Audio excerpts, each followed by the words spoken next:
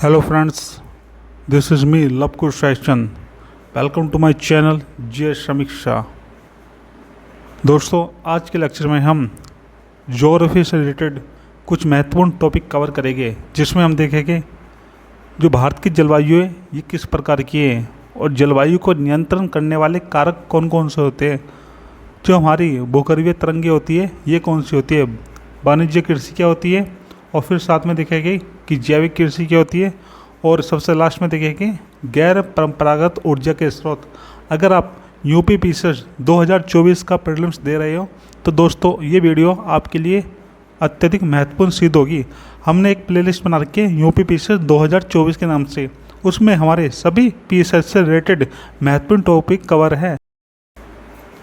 तो दोस्तों, हमारा पहला टॉपिक है जलवायु को नियंत्रित करने वाले कारक। इसको समझने से पहले हम ये जानने की कोशिश करेंगे कि जलवायु क्या होती है। जो हमारी जलवायु है जिसको कहते हैं क्लाइमेट, ये क्या होता है। तो दोस्तों, यहाँ पे एक मैं टर्मिनोलॉजी का यूज़ करना चाहता हूँ, मौसम। एक होता है मौसम जिसको कहते हैं वेदर। तो दोस्तों मैं आपको बताना चाहूँगा जो वेदर होता है ये कुछ वर्षों या महीनों के आधार पर निर्धारित होता है।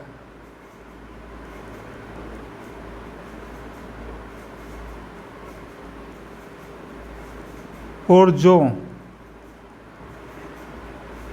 एक निश्चित भाग या क्षेत्र, या हम कह सकते हैं कि छोटे क्षेत्र के लिए होता है। परंतु जब हम क्लाइमेट की बात करते हैं तो दोस्तों ये क्या होता है, ये एक लंबे समय का पीरियड होता है जो आपका लगभग 30 से 50 वर्ष के बीच का होता है। जो लगभग 30 से 50 वर्ष के बीच का होता है। इस 30 से 50 वर्ष के बीच में देखा जाता है कि वहाँ पर जो मौसम है, जो वहाँ का मौसम है वो कैसा है। वहाँ पर गर्मी होती है या सर्दी रहती है। तो दोस्तों ये सब चीज़ देखी जाती है और उसके बाद डिसाइड किया जाता है कि वहाँ की जलवायु कैसी होगी। जैसे कि आपने सुना होगा जब कहते हैं कि मानसूनी जलवायु, क्या कहते हैं, मानसूनी जलवायु। जब हम मानसूनी जलवायु की बात करते हैं तो ऐसा मानो उस पूरे सेक्टर की बात कर रहे हैं जहाँ पे भी ये मानसूनी जलवायु देखने को मिलती है। परंतु जब हम भारत के परिप्रेक्ष्य में बात करते हैं, और भारत के भी किसी क्षेत्र विशेष, जैसे कि आप मान लो उत्तर प्रदेश, हम उत्तर प्रदेश के आधार पर बात करते हैं तो हम कहते हैं कि उत्तर प्रदेश में क्या है, यहाँ की जो जलवायु है ये थोड़ी शुष्क प्रकार की है, और साथ में क्या है, थोड़ी मौसमी टाइप की भी है, ठीक। लेकिन जब हम पूरे भारत के परिप्रेक्ष्य में बात करते हैं तो हम कहते हैं कि भारत की जो जलवायु है ये आपकी मानसूनी टाइप की है, क्योंकि हम जलवायु की बात कर रहे हैं। तो दोस्तों जब जलवायु की बात करते हैं तो पूरे क्षेत्र की बात करते हैं और 50 या 30 वर्ष का समय देखा जाता है। परंतु जब हम मौसम की बात करते हैं तो वो आपका 1-2 साल का टाइम भी हो सकता है, कुछ महीने का टाइम भी हो सकता है। जैसे कहते हैं कि आज मौसम बहुत गर्म है, या इस बार तो मौसम जो है बहुत गर्मी भरा रहा है। तो क्या है, आपको दिख रहा है कि जो मौसम रहा वो लगभग 1 साल के अंतर्गत बात कर रहे हैं। जैसे कहते हैं कि इस बार सर्दी का मौसम बड़ा ठंडा था, या इस बार गर्मी का मौसम बहुत गर्म था। तो इस तरीके से क्या होता है, ये मौसम होता है। और जब जलवायु की बात करते हैं तो 30 से 50 वर्ष देखा जाता है। तो दोस्तों इस तरीके से हम समझ सकते हैं कि जलवायु और मौसम में ये डिफरेंस होता है। चलिए इसको थोड़ा साफ कर देता हूँ, फिर आगे बढ़ते हैं हम। फिर देखते हैं हम जलवायु को नियंत्रित करने वाले जो कारक होते हैं ये कौन कौन से होते हैं। 1 मिनट रुकिए।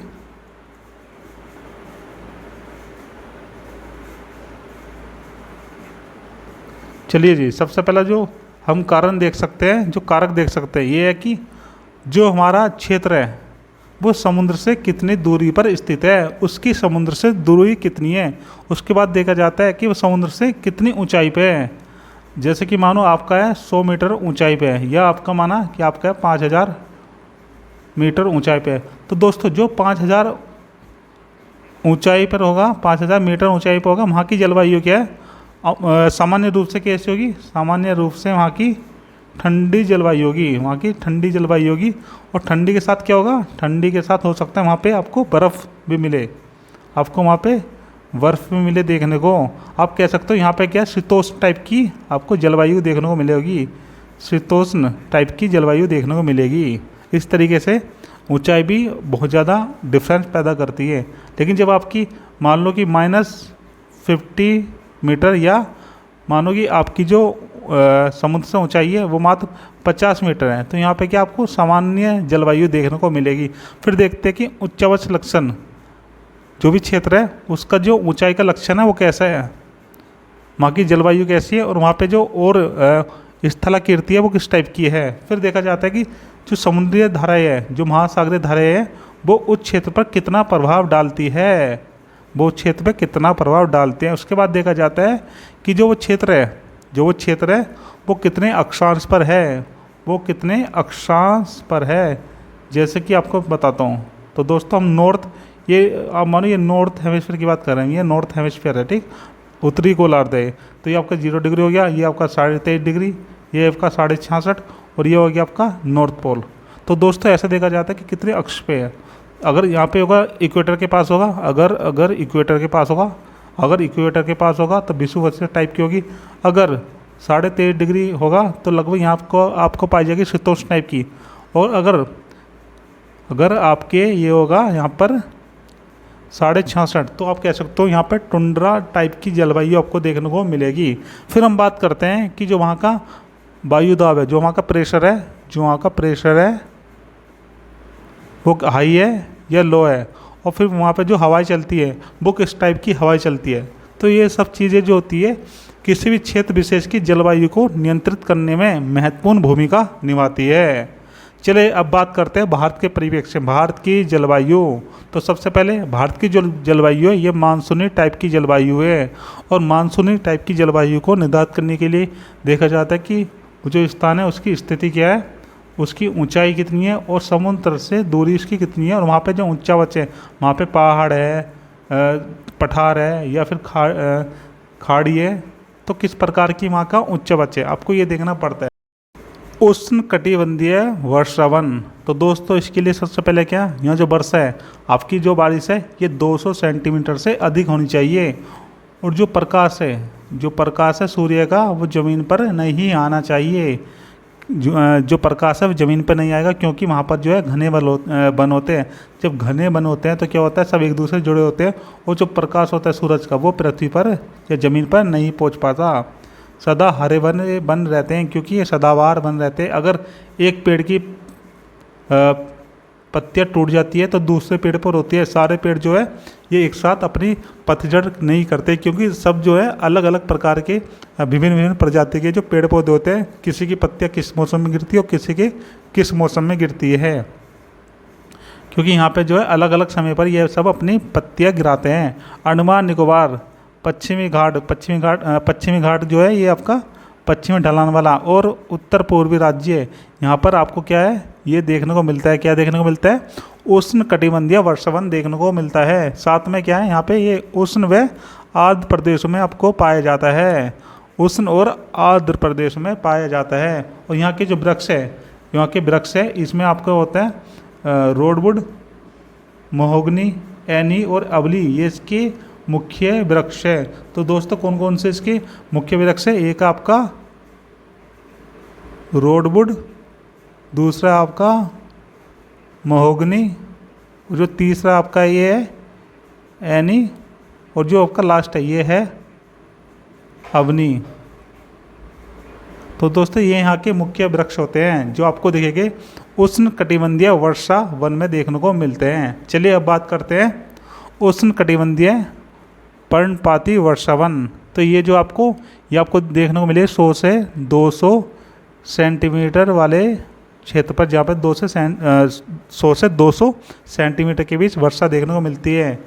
ये जो आपको शुष्क व आर्द्र प्रदेशों में देखने को मिलते हैं। कहाँ पे? शुष्क और आर्द्र प्रदेश में आपको देखने को मिलते हैं। ये आपको भारत के पूर्वी भागों में देखने को मिलेंगे। पूर्वी भाग वाला जो क्षेत्र है जिसको कहते हैं हम सेवन सिस्टर, आपको वहाँ पे देखने को मिलेंगे। और यहाँ के जो मुख्य वृक्ष होते हैं तो यह आपके होते हैं सागौन, बांस, आंवला, महुआ और चंदन। दोस्तों ये जो वृक्ष है जिसकी हम बात कर रहे हैं, कौन सा वाला? उष्णकटिबंधीय पर्णपाती वन, ये भारत में सबसे ज़्यादा देखने को मिलते हैं।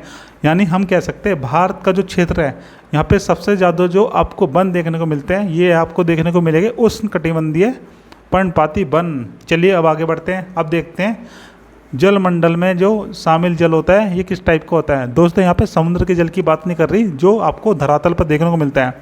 तो सबसे पहले आपको देखने को मिलता है ग्लेशियर वाला, जो आपके बर्फ़ के रूप में है। उसके बाद जो बहता हुआ जल होता है ये होता है, और सबसे बाद में जो है जो जल वाष्प के रूप में आपको देखने को मिलता है। तो पहले नंबर पर होता है बर्फ़ वाला, दूसरा जो बहता हुआ जल होता है, तीसरा आपको जल वाष्प के रूप में देखने को मिलता है। अब बात करते हैं, अब आगे बात करते हैं भूगर्भीय तरंगे।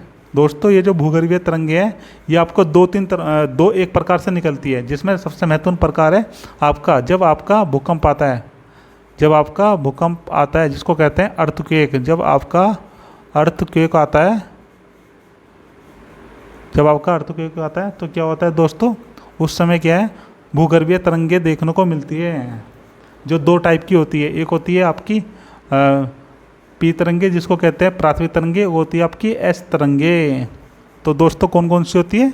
तो एक होती है आपकी पी तरंगे जिसको कहते हैं प्राथमिक तरंगे, और एक होती है आपकी एस तरंगे। तो सबसे पहले हम बात करेंगे यहाँ पर प्राथमिक तरंगे की।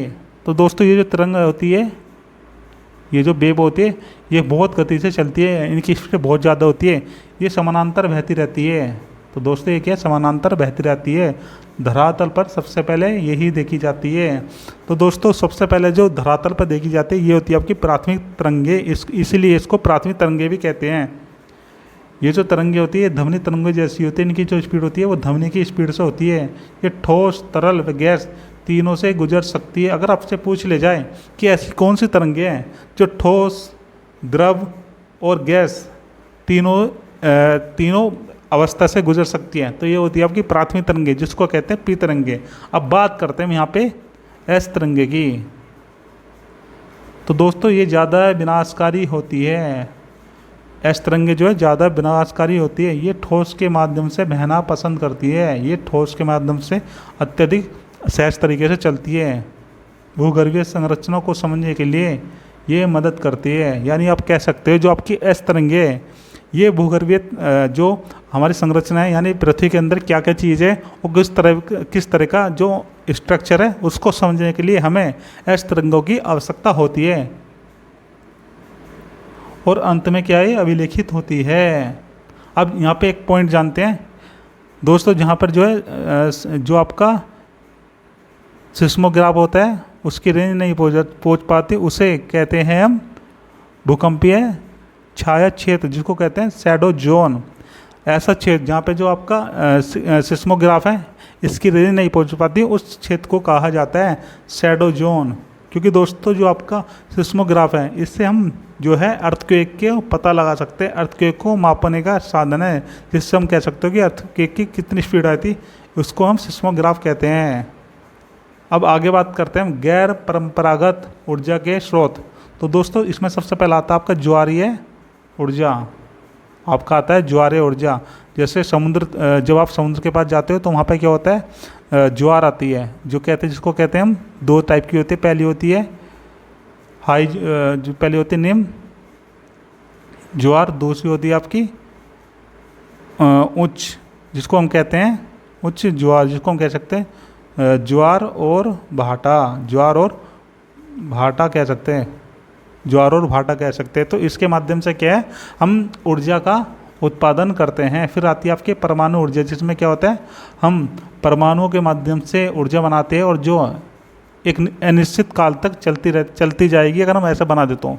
फिर होता है आपका बायोगैस। तो दोस्तों बायोगैस जो होता है आपके एक तरीके से जो जैविक अपशिष्ट होते हैं उनसे बनाया जाता है, जैसे मीथेन, कार्बन डाइऑक्साइड के मिश्रण से बनती है। फिर आती है आपकी भूतापीय ऊर्जा, जो आपको लद्दाख और हिमाचल प्रदेश में देखने को मिलेगी, क्योंकि यहाँ पे क्या होता है, यहाँ पे क्या होता है, जो सूर्य की किरणें हैं यहाँ पे जो है वो आती है और उसका जो रिफ्लेक्शन है ये सबसे ज़्यादा देखने को मिलता है, क्योंकि बर्फ़ होता है और बर्फ़ में जो है रिफ्लेक्शन सबसे ज़्यादा देखने को मिलता है। तो इसलिए ये जो है भूतापीय ऊर्जा ये लद्दाख और हिमाचल प्रदेश में देखने को मिलती है। और दोस्तों हम यहाँ पे ये भी कह सकते हैं कि आप पवन ऊर्जा द्वारा भी क्या कर सकते हैं, पवन ऊर्जा द्वारा भी हम गैर परंपरागत साधन से ऊर्जा बना सकते हैं। तो दोस्तों हमने देख लिया कि जो ऊर्जा होती है इसके गैर परंपरागत संसाधन जो होते हैं, और अगर हम कहें कि ऊर्जा के अगर हम परंपरागत संसाधन देखें या ऊर्जा के स्रोत देखें तो पहला आएगा आपका पेट्रोलियम, दूसरा आ जाएगा आपका कोयला। तो दोस्तों जो पेट्रोलियम है, ये कोयला है, ये आपके परंपरागत ऊर्जा के स्रोत है, क्योंकि अभी तक हम इन्हें ही यूज़ करते आए हैं। लेकिन ये जो है ये जो आपके संसाधन है, ये आपके जो स्रोत हैं पेट्रोलियम ऊर्जा, ये एक बार ख़त्म हो गए तो ये दोबारा नहीं बन सकते। यानी हम कह सकते हैं कि इनका रिन्यू नहीं किया जा सकता, एक बार ये ख़त्म हो जाएंगे तो हो जाएंगे। लेकिन जो गैर परंपरागत संसाधन है इनको आप दोबारा बना सकते हो, क्योंकि जो ज्वारे ऊर्जा है ये तो समुद्र से बार बार आते हैं, क्या बनते रहेगी। पवन ऊर्जा जो है हवा चलती रहेगी तो बनाते रहोगे, जो बायोगैस है यही बनती रहेगी, ठीक।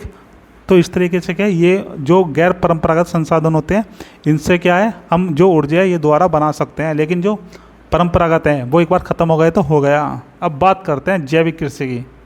तो दोस्तों जैविक कृषि में क्या होता है, हमें रासायनिक का यूज नहीं करना, हमें सिर्फ केवल जैविक खाद का ही प्रयोग करना है।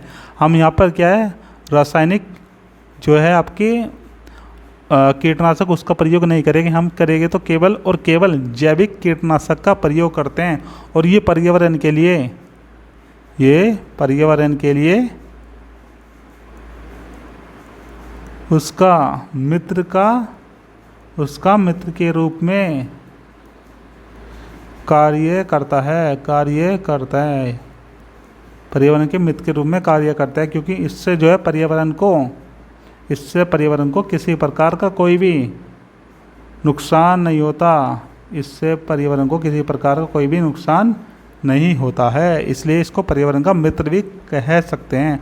अब आगे बात करते हैं यहाँ पे वाणिज्यिक कृषि, जिसको कह सकते हैं हम कॉमर्शियल एग्रीकल्चर या कॉमर्शियल क्रॉप, यहाँ पे हम कह सकते हैं कॉमर्शियल क्रॉप। तो दोस्तों जो कॉमर्शियल कृषि होती है इसके लिए क्या क्या चीज़ होती है, तो दोस्तों जहाँ भी आपको कॉमर्शियल कृषि दिखेगी, वाणिज्यिक कृषि दिखेगी, वहाँ पे क्या है, वहाँ पे कृषि के साथ पूंजी का भी बढ़ावा होगा।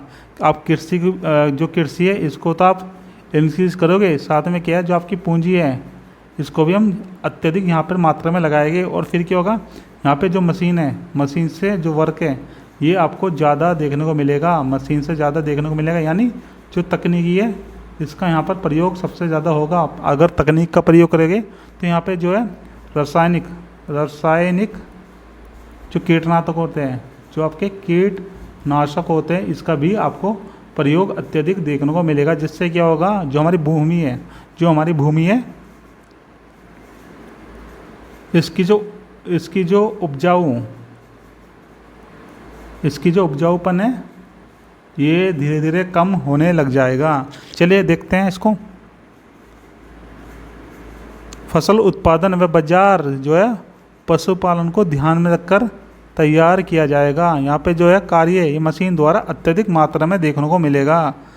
दोस्तों एक कृषि होती है आपकी अनाज कृषि। तो अनाज कृषि में क्या होता है, यहाँ पे हम गेहूँ व मक्का का उत्पादन करते हैं, जो आपको नॉर्थ अमेरिका, यूरोप व एशिया के जो शीतोष्ण घास मैदान होते हैं, जो ठंडे वाले मैदान होते हैं, वहाँ पर आपको गेहूँ और मक्के की कृषि देखने को मिलती है। फिर करते हैं हम बात मिश्रित कृषि की, मिक्स्ड क्रॉप की। तो दोस्तों इसमें क्या होता है, भोजन और चारे दोनों की व्यवस्था की जाती है। आप इसको इस तरीके से करते हैं कि आपको भोजन भी प्राप्त हो सके और पशुपालन जो है उसको भी चारा मिल सके। उसके बाद आती है आपकी रोपण कृषि। इसमें क्या होता है, श्रम और पूंजी की बहुत अधिक आवश्यकता होती है और इसके लिए जो है परिवहन जाल जो है ये अत्यधिक अनिवार्य होता है और एक उच्चतम क्वालिटी का हो।